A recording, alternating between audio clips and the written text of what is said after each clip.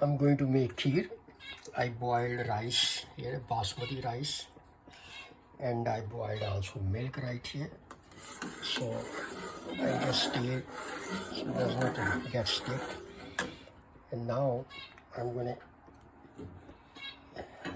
fire is on. So I'm gonna start adding milk,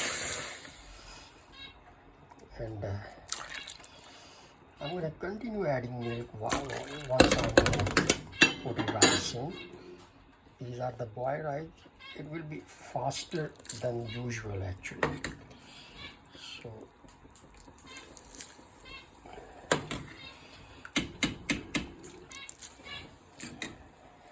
and right here sugar. I'm going to add more sugar later if needed, otherwise that should be fine. And then I'm going to stir with this to continue moving and adding more milk. So that will take like at least 20-25 minutes to cook. So I'm going to make short video later once it's done.